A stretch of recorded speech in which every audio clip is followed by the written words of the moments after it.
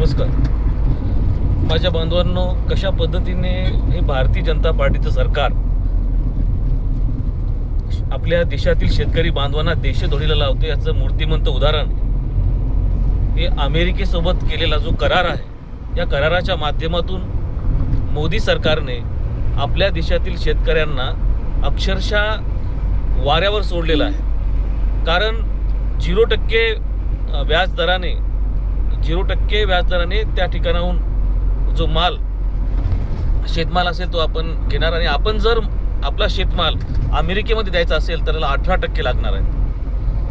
आणि आपल्या देशातले पंतप्रधान आणि या देशातली सरकार ही कशा पद्धतीने शेतकरी विरोधी आहे. कारण आदरणीय राहुल गांधीजी आपल्या शेतकरी बांधवांच्या विषयासाठी संसदेमध्ये लढत आहेत. त्यांनी शेतकऱ्यांचा आवाज आणि त्यांनी सरळ सांगितलंय की तुम्ही अमेरिकेला हा देश विकला की काय, असा प्रश्न या ठिकाणी निर्माण झालेला आहे म्हणून. आणि त्यामुळे हे चिडलेले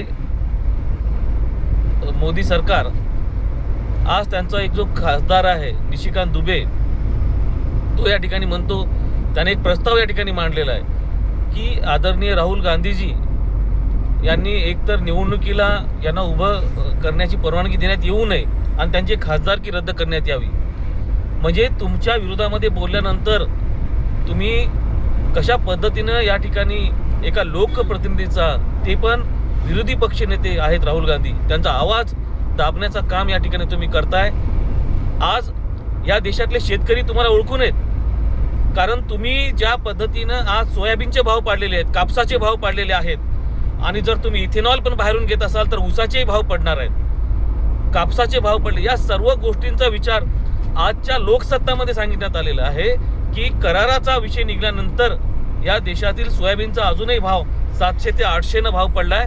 आजच्या लोकसत्ताच्या पेपरमध्ये ही बातमी आहे. त्यामुळे या देशातल्या शेतकरी बांधवांना माहीत आहे की हा तुमचा करार शेतकरी विरोधी आहे आणि तुम्ही राहुल गांधीजी यांचा आवाज थांबवू शकत नाही. कारण या देशातली जनता त्यांच्या सोबत आहे, या देशातला शेतकरी त्यांच्या सोबत आहे.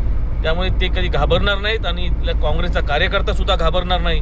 याच्यापेक्षाही मोठा लढा या ठिकाणी काँग्रेस उभं करेल राहुल गांधी साहेबांच्या नेतृत्वाखाली.